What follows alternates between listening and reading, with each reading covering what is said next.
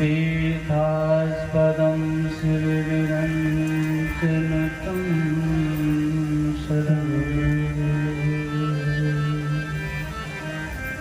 वृत्यातिहं प्रणतपालभवाब्धिपोतम्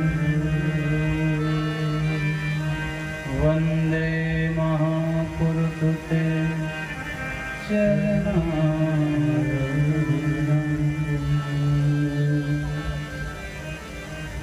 या देवी सर्वभूतेषु मातृरूपेण संस्थिता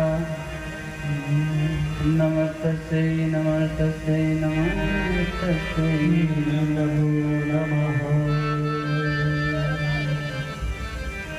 जयन्ती मंगलाकाली भद्रकाली कपालिनी दुर्गा क्षमा शिवा धात्री स्वाहा सदा नमोस्तुते।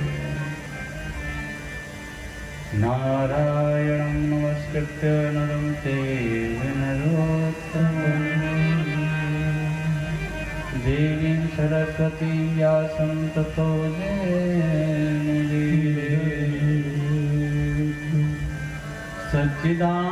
सच्चिदानन्दरूपाय विश्वोत्पत्त्यादिहेतवे तापत्रयविनाशाय श्रीकृष्णाय नमः। यं प्रव्रजन्तमनुपेतमुपेत कृत्यं द्वैपायनो विरहकातर्या जुहाव पुत्रेति तन्मयतया तरवोऽभिनेदो संसर्गभूतहृदयं मुनिमानतोऽस्मि।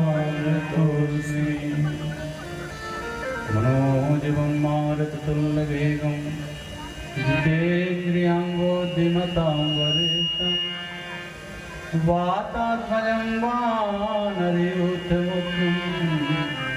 श्रीरामदूतं शरणं प्रपद्ये। राधा मेरी स्वामिनी मैं राधे को दास जन्म जन्म मोह दीजियो श्री वृंदावन को। अपने अपने घरन की सबका हो कापी कि तुम्हें पीर सब घरन की सुधन्य धन्य रहोगी। प्रेम से बोले वृंदावन बिहारी लाल की जय हो। श्रीमद्भागवत महापुराण की जय हो। वृंदावन बिहारी लाल की जय हो। श्री राघव सरकार की जय हो। श्री हनुमान जी महाराज की जय हो। दुर्गे महारानी की जय हो। शंकर भगवान की जय हो। जय जय श्री राधे।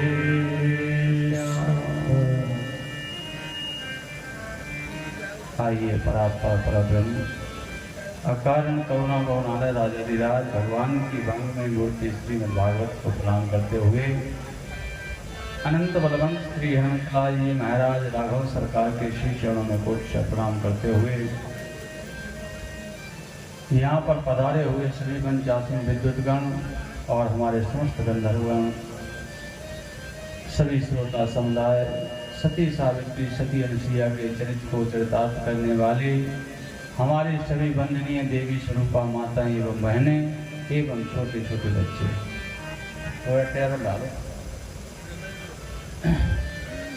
बंधुओं, जिन अखंड ब्रह्मांड नायक की हम कथा सुनने के लिए यहाँ प्रस्तुत हुए हैं, भगवान ने हमें ये पावन शरीर दिया है, तो इस शरीर के द्वारा हम भगवान की मंगलमयी चर्चा सुने, तभी हमारा ये मानव शरीर पवित्र है। तो आइए बंधुओं, अंतःकरण को पवित्र करने के लिए हम सब मिलकर के भगवान नाम संकीर्तन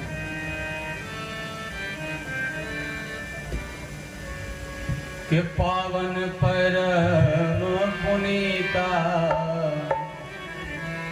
ओ पावन परम पुनीता भजो रे मन श्री राम सीता। पावन परम पुनीता भजो रे मन श्री राम सीता। पावन परम पुनीता भजो रे मन श्री राम सीता। पावन परम पुनीता भजो रे मन श्री राम सीता।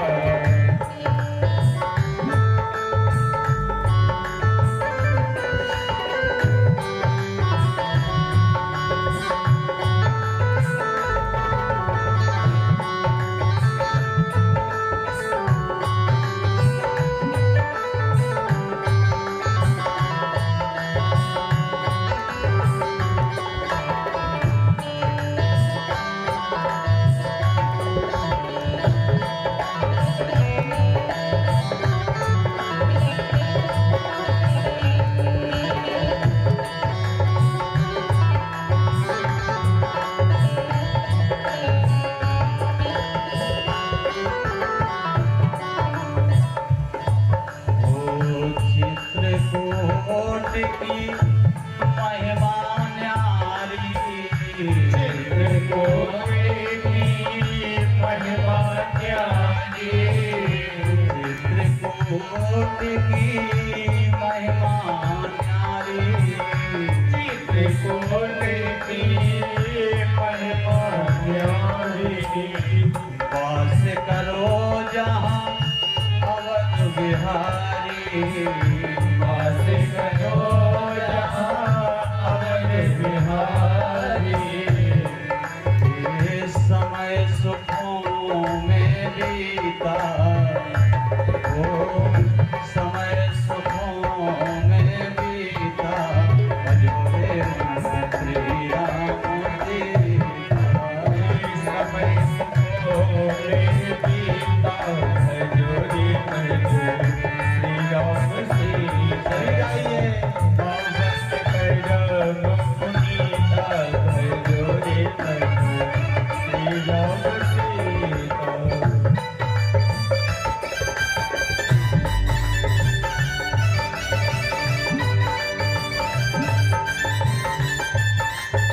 हरि बोल।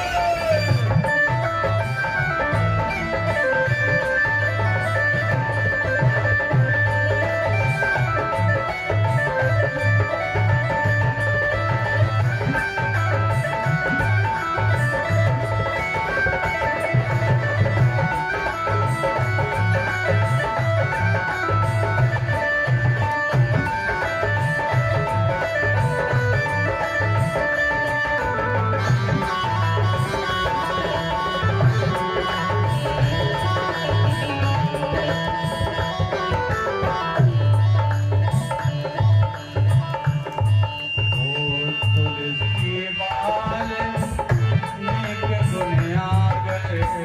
तुलसी वाले गुण आगे। तुलसी बाल नेक गुण आगे। तुलसी वाले गुण आगे। राम नाम से भर लई गावे। राम नाम से भर लई गागे। इसलिए कहना है ओ भर ले घट तूरी का। हरे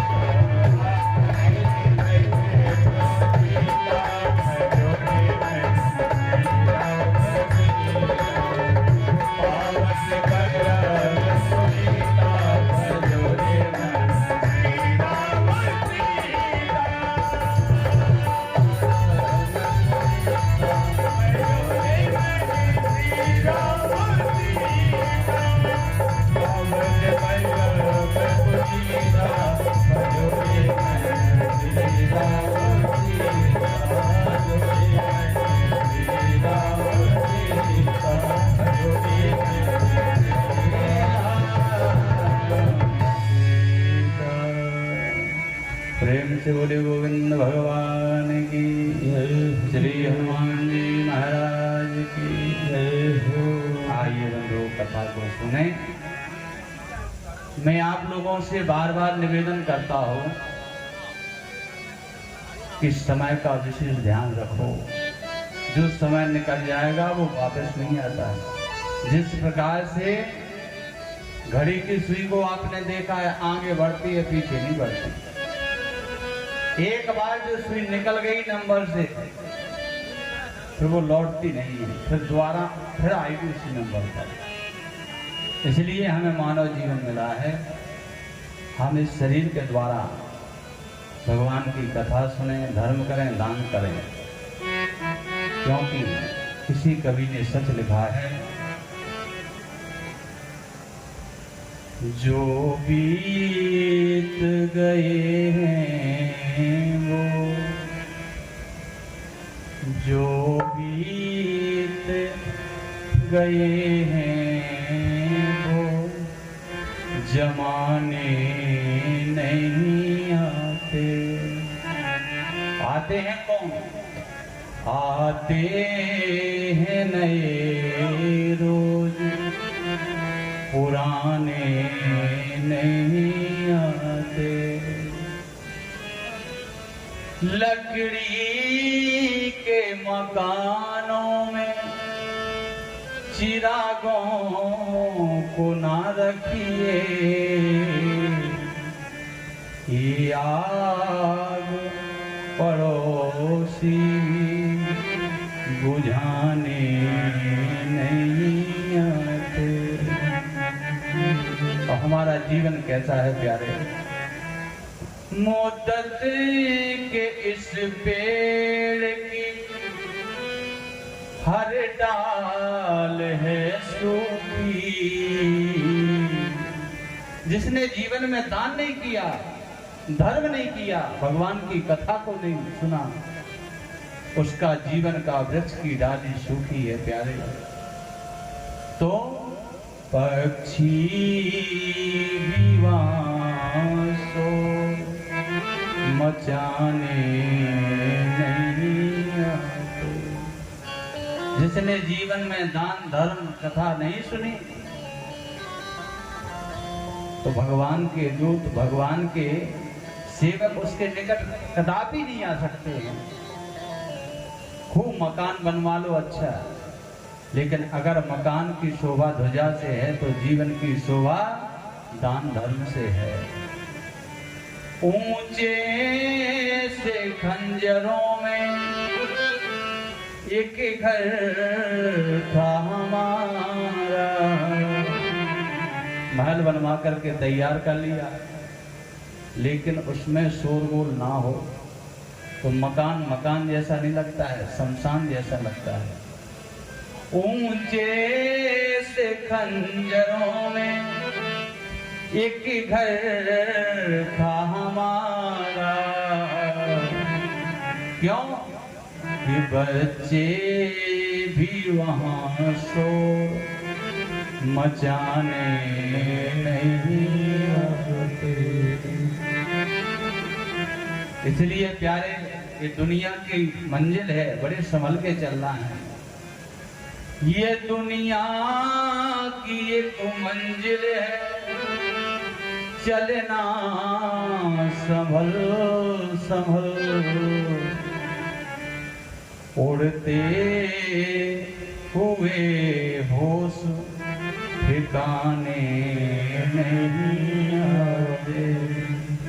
जो बीत गए वो जमाने नहीं आते। इसीलिए प्यारे, समय का सदुपयोग करो। भगवान ने पावन समय दिया है कथा सुनने का, कुछ साथ में नहीं जाता। नीति शास्त्र कहता है, चला लक्ष्मी चला प्राण, चले जीवित मंदिरे, कि चला चले च संसारे, धर्म ये को ही निश्चला। हम मंदिर, कुआ, तालाब, बाग बगीचे दौलत सब जोड़ करके रख लें, लेकिन ये सब चलायमान है, आज है कल नहीं है। धर्म एको ही निश्चला। धर्म एक ऐसा है, आप जितना दान पुण्य जब तक करेंगे, भजन करेंगे, वो आपका एक अमूल्य धन है, ना उसको कोई चुरा सकता है, ना उस धन पर कोई डांका डाल सकता है। और कथा में श्रोता कैसा होना चाहिए प्यारे। एक व्यक्ति सुनार की दुकान पर गया। उस व्यक्ति ने कहा, भैया हमको भगवान की मूर्ति चाहिए। सुनार बोला कि हमारे पास 2 प्रकार की मूर्ति है। बोले कौन कौन सी? बोले एक है हमारे पास 100 रुपए की मूर्ति, एक है 500 रुपए की मूर्ति। तो बोले भैया कुछ फर्क होगा, दिखाओ।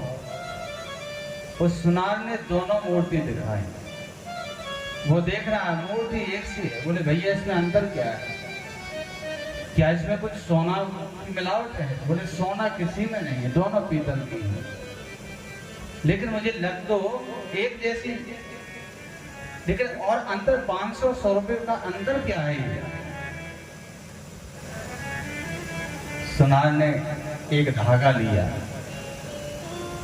और जो वो 100 रुपए की मूर्ति थी, उस धागा के कान से धागा डाला, कान के छिद्र से धागा डाला, इस कान से वो धागा निकाल लिया।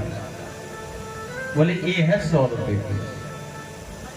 दूसरी मूर्ति को हाथ में लिया और दूसरी मूर्ति के जब कान में वो धागा डाला, तो वो धागा इस कान से उस कान में नहीं निकला, वो सीधा अंदर चला गया। बोले ये है 500 रुपए की मूर्ति। ग्राहक कहने लगा, भैया इसमें अंतर क्या है? बोले अंतर ये है कि इनसे जो आप कहोगे वो आपकी बात हृदय में रखेंगे, और ये 100 रुपए की मूर्ति है तो आपके इस कान से सुनेंगे, इस कान से निकाल देंगे। तो यही श्रोता का लक्षण होना चाहिए कि जब भगवान की कथा में बैठे तो कथा को जीवन में उतारें, हृदय में उतारें। ऐसा नहीं कि कथा इस कान से सुन, इस कान से निकाल। उस व्यक्ति की कोई कीमत नहीं है।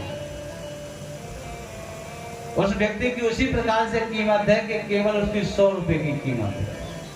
और जिसने जीवन की में कथा उतार ली, हृदय में उतार ली, तो उसकी कीमत बढ़ जाती है।